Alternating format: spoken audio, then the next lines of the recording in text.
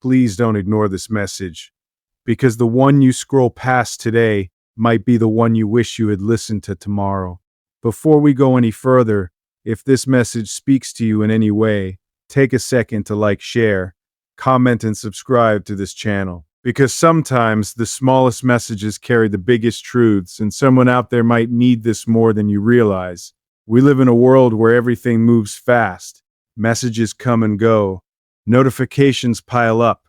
And somewhere in between all that noise, the things that truly matter get ignored. Not because they're unimportant, but because we assume they'll still be there later. But what if they won't? What if the message you didn't open, the call you didn't return, the words you chose to delay, were never meant to wait? There's a quiet danger in thinking we have time to respond, time to care, time to say what we feel when it's more convenient. But life doesn't always give reminders. It doesn't pause and say, "This matters, pay attention." It just moves. And sometimes what we ignore in a moment becomes what we regret for a lifetime. There's a simple truth most people learn too late. It's not the message you read that changes you read that changes you read. That's the one you almost didn't. This isn't just about a notification on your screen. It's about the moments you overlook, the people you take for granted, and the feelings you keep putting off. Because one day, you don't get to go back and open that message. Today, this is that message. It rarely feels important in the moment.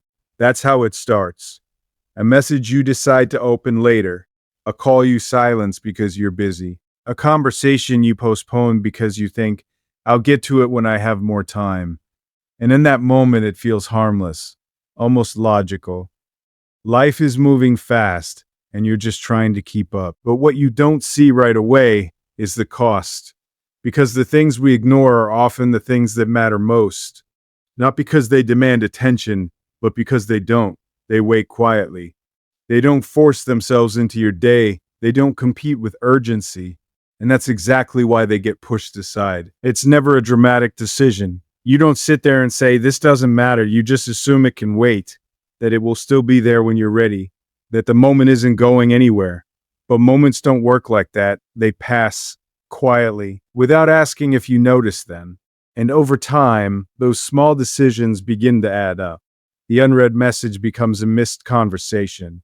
The missed conversation becomes distance. And that distance becomes something you didn't intend to create. You start to realize that ignoring something isn't always an action. It's often an absence of attention, of presence, of care in the moment it was needed. And that absence can speak louder than anything you could have said. There's a certain weight to that realization because you begin to understand that it wasn't about time, it was about priority. We always make time for what feels urgent. But the things that matter most, they're often quiet, subtle, easy to overlook, until they're gone. And then, everything becomes clear in a way it never was before. You remember the message, the exact moment you saw it. You remember thinking, "I'll reply later," and now later feels like something you can't reach anymore.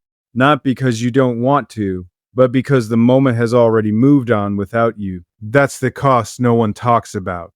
Not the loud, obvious losses, but the quiet ones, the ones that come from inaction, from assuming there would always be another chance to show up, to respond, to care. There's a simple truth in all of this. Ignoring something doesn't make it less important.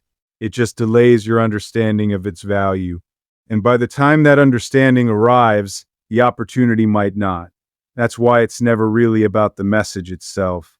It's about what it represents. A chance to connect, a chance to be present, a chance to acknowledge something that matters, even if it doesn't demand your attention, because the things that matter most in life rarely shout. They don't interrupt you, they don't force urgency, they just wait. And the longer you ignore them, the more you risk losing something you didn't even realize you were holding on to. That's where the shift begins, when you start to question the idea that you can always come back to things later, and whether later was ever guaranteed at all. And that's where the illusion becomes dangerous. The belief that "I'll get to it later" is always an option. It sounds harmless, almost responsible. You're not ignoring it completely, you're just postponing it. You tell yourself you'll respond when things slow down, when your mind is clearer, when you can give it the attention it deserves. but life doesn't slow down on command. Later is one of the most comforting lies we tell ourselves. It creates the feeling of control, like you're managing your time, like nothing is being lost, just delayed. But in reality, later isn't a promise, it's a gamble. One that assumes everything will remain exactly as it is until you decide to return to it. And that assumption is fragile, because while you're waiting, life keeps moving. People change. Circumstances shift, moments expire, and what once felt like something you could easily come back to slowly drifts out of reach. It's not always obvious when it happens. There's no clear line where later turns into too late. It just happens quietly. One day the opportunity feels close. The next it feels distant, and eventually it feels gone. That's when the weight of that simple phrase begins to change. "I'll get to it later" starts to sound less like a plan and more like something you wish you hadn't said. Because what you were really doing wasn't managing time. You were postponing presence. You were delaying a moment that needed you now, not at some undefined point in the future. There's a difference between being busy and being absent, and sometimes we confuse the two. We convince ourselves that our intentions are enough, that because we meant to respond, meant to show up, meant to care, it somehow counts the same. But intention without action has a limit. At some point, the moment stops waiting for your intention and starts moving forward without you. And that's where things begin to shift internally. You start to look back, not with panic, but with clarity. You see how many times later became a pattern, how often you placed things on hold, assuming they would remain unchanged, but nothing stays untouched by time. Even feelings evolve. Even connections fade when they're not acknowledged. Even the simplest message can lose its meaning when it's left unanswered for too long. And it's not about blame, it's about awareness. Understanding that delay, even when it feels small, can carry consequences that only reveal themselves later. That's the quiet irony of it all. The very word you used to buy yourself time ends up being the reason you ran out of it. Because later doesn't come with guarantees. It doesn't reserve moments. It doesn't protect opportunities.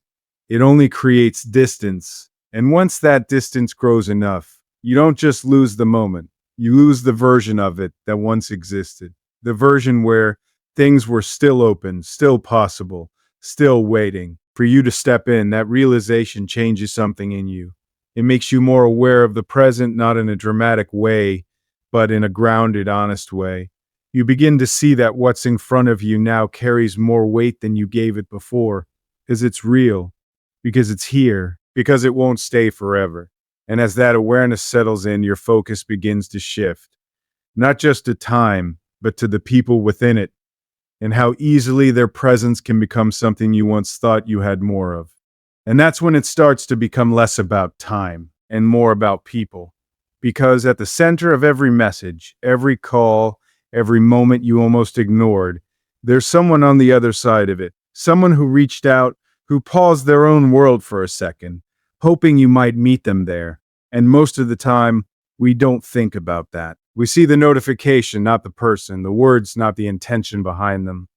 It becomes just another thing to get to later, another small task in a long list of things competing for our attention. But people aren't tasks. They don't stay exactly where you left them. Presence is a fragile thing. It's not guaranteed and it's not permanent. And yet we treat it like it is. We assume the people in our lives will continue to be there in the same way, with the same patience, the same understanding, the same willingness to wait. But life changes people. Time reshapes priorities. And sometimes the absence of your response becomes a message in itself. Not a loud one, not immediate, but one that's felt. Because when someone reaches out, it's rarely just about the words they send. It's about connection. It's about being seen, being acknowledged, being valued in that moment. And when that moment passes without response, something subtle shifts. They don't always say it. They don't always show it, but they feel it. And over time, those small moments begin to define the space between you, not through conflict, not through dramatic endings, but through quiet distance, the kind that grows slowly, almost invisibly, until one day it's simply there, That's the part most people don't notice until it's too late. The way presence turns into absence, not all at once, but piece by piece. A missed reply here. A delayed response there. A conversation that never quite happens. And eventually the person who once reached out stops. Not because they stopped caring, but because they learned how to exist without expecting you to show up in the same way. That realization can be heavy because you start to understand that it wasn't one big moment that created the distance. It was many small ones. Moments where you had the chance to be present, to respond, to connect, and chose not to, thinking it wouldn't make a difference. But it did, because people don't always remember exactly what you said or didn't say, but they remember how consistently you were there. They remember whether they felt like a priority or just an afterthought. And once that feeling changes, it's not easy to restore. There's a quiet truth in all of this. You don't lose people all at once. You lose them in moments, in overlooked opportunities, in the spaces where presence should have been but wasn't. And by the time you notice the absence, the version of them that once waited might not be there anymore. That's why attention is more than just focus. It's a form of care. It's how you show someone they matter, not in grand gestures, but in simple, consistent presence. Because in the end, it's not just about messages or time, it's about people. And realizing that sometimes the greatest loss isn't that someone left, but that you didn't notice they were slowly fading while they were still there. And when that realization finally settles in, it brings something with it. Something heavier than silence, sharper than distance. It brings regret, and regret, it has a way of arriving when everything finally gets quiet. Not in the middle of the noise, not while you're busy or distracted, but in those still moments when there's nothing left to scroll through, nothing left to delay, just you and the realization of what slipped past you while you weren't paying attention. It doesn't rush in, it settles. At first, it shows up as a thought, a memory you didn't expect, the image of a message you never replied to, a name you haven't seen pop up in a while, a moment you brushed aside because it didn't feel urgent at the time, and then it deepens. You start replaying things, not to change them, but because your mind is trying to understand them. You go back to that moment and see it differently now. What once felt small suddenly feels significant. What once felt like, I'll get to it later, now feels like something you should have never postponed at all. That's the thing about regret. It doesn't change the past, but it changes how you see it. And that clarity can be difficult to carry, because now you understand what you didn't then. You see the value in the moment you overlooked. You recognize the meaning in the message you ignored, and you realize that it wasn't just a missed reply. It was a missed connection, a missed presence, a missed chance to show someone they mattered when it counted. Regret has a voice, not loud, not demanding, but persistent. It asks questions that don't have answers anymore. What if I had responded? What if I had paid attention? What if I had just taken a moment, instead of assuming there would be more? And those questions stay with you, not because they're meant to haunt you, but because they reveal something important. It was never about having time. It was never about having time. It was as about how you chose to use it. There's a quiet honesty in that realization. No excuses, no distractions, just truth. But here's where regret becomes more than just pain. If you listen to it carefully, it doesn't just look backward, it points forward. It shows you exactly where things mattered. It highlights the moments where your presence could have made a difference. And in doing that, it gives you something valuable: awareness. Because once you felt regret like that, you don't see moments the same way again. You begin to recognize the weight of small things. A message is no longer just a message. A call is no longer just a call. A moment is no longer just something you can set aside without consequence. It becomes something real, something finite, and that awareness changes how you move. It makes you pause a little more, notice a little more, respond a little sooner, not out of fear, but out of understanding, because you've seen what happens when you don't. And even though regret can't rewrite what's already passed, it can shape what comes next. It can guide your attention, your choices, your willingness to show up when it matters. It can remind you that the smallest actions often carry the deepest impact. And once you understand that, something begins to shift within you, not just how you reflect on the past, but how you approach the present. Because now, it's no longer about avoiding regret, it's about choosing consciously to be there when it counts. And choosing to be there when it counts sounds simple, but in a world built to distract you, it's one of the hardest decisions you'll make. Because attention today is constantly being pulled in every direction. Notifications, updates, endless streams of information. Everything is competing for a piece of your focus. And without realizing it, you start to divide yourself. A little attention here, a lit toll there, until the moments that actually matter are left with what's left of you, not the best of you. That's the quiet challenge, being present in a world that rewards distraction. It's easy to think you're there, you read the message, you hear the words, you nod along in a conversation. But real attention is different. It's not just about physically being in the moment, it's about mentally choosing it, fully, without splitting yourself between what's happening now and what's pulling you away, because people can feel the difference.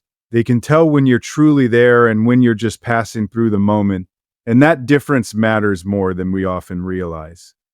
Giving someone your attention isn't a small thing. It's one of the clearest ways to show respect, care, and presence. It says without words, right now, you matter enough for me to pause everything else. But that kind of presence requires intention. It requires you to step away from the noise, even briefly, and decide that this moment, this person, is worth your full awareness. And that decision doesn't always come naturally. It's something you practice, something you choose again and again, especially when it would be easier not to. Because distraction is easy. It asks nothing from you. It lets you stay comfortable, detached, and in control of your time. But presence asks you to engage, to listen, to respond, then be part of something real, not just observe it from a distance. And that can feel unfamiliar at first, especially if you've spent so much time moving quickly, postponing, or dividing your focus. But once you begin to choose it, you start to notice something shift. Moments feel different, conversations feel deeper, connections feel more real, because you're no longer just moving through time. You're actually experiencing it, and that awareness changes your priorities. The things that once felt urgent start to lose their weight, while the things you used to overlook begin to stand out. A simple message becomes an opportunity. A brief conversation becomes something meaningful. A moment that would have passed unnoticed becomes something you actually remember because you were there for it fully. There's a quiet strength in that kind of attention. It doesn't need to be loud or dramatic. It shows up in small ways, responding when you could have delayed, listening when you could have distracted yourself, choosing to care when it would have been easier not to. And over time, those small choices define the kind of life you're living, not one filled with missed moments and unanswered messages, but one shaped by presence, intention, and connection. Because in the end, attention isn't just about focus, it's about where you choose to place your life while you're living it. And once you truly understand that, the final step becomes clear, not just to notice, not just to care, but to act, while the moment is still yours to respond to. And that's what it all comes down to in the end. Action. Not the kind you plan for later, not the kind you promise yourself you'll get to when everything feels perfectly aligned, but the kind you take now, while the moment is still alive in front of you. Because there's a difference between understanding something and responding to it. You can recognize the importance of a message, feel the weight of a moment, even tell yourself, this matters. But if that understanding doesn't move you to act, it fades just like everything else. It becomes another thought, another intention, another almost. And life is full of almosts. Almost replied, almost showed up, almost said what needed to be said, but almost doesn't create connection. It doesn't change outcomes. It doesn't give you closure. Action doesn't change outcomes. It doesn't give you closure. Action doesn't have to be big. It doesn't have to be perfect. In fact, most of the time it's simple. A reply, a few honest words sent without overthinking them. Small steps that say, I'm here, I'm paying attention, you matter enough for me to respond. And those small actions carry more weight than you think, because while you're deciding whether to wait or act, time is still moving. The moment is still shifting, and every second you hesitate, the window you have begins to narrow, quietly, steadily, without announcement. That's the reality most people overlook. Opportunities to connect don't stay open indefinitely. They exist in a specific moment, shaped by a specific feeling, tied to a specific time. And once that time passes, the moment doesn't come back in the same way. You might still get another chance, but it won't be this one. It won't carry the same energy that. Eh, same openness, the same possibility. That's why action matters now. Not because you're rushing, not because you're pressured, but because you recognize that presence means nothing without response. That caring means little if it never shows up in your actions. There's a quiet responsibility in that realization. Not a heavy one, but an honest one. The understanding that you don't always control how things turn out, but you do control whether you showed up when it counted. And that changes how you move. You stop overthinking every word. You stop waiting for the perfect time. You stop convincing yourself that later is just as good as now, because you know it isn't. You begin to trust that showing up imperfectly is better than not showing up at all. That a real response, even if it's simple, is more meaningful than silence, dressed as intention. And with that, something else begins to fade, the fear of getting it wrong. Because you realize the greater loss was never in saying the wrong thing, it was in saying nothing at all. So you act, not because it's easy, but because it's necessary, because you understand now that moments don't wait for certainty, they respond to presence. And once you start living that way, there's less left unsaid, less left unresolved, less left behind. Because you didn't let the moment pass you by, you answered it. And maybe that's the real meaning behind this message.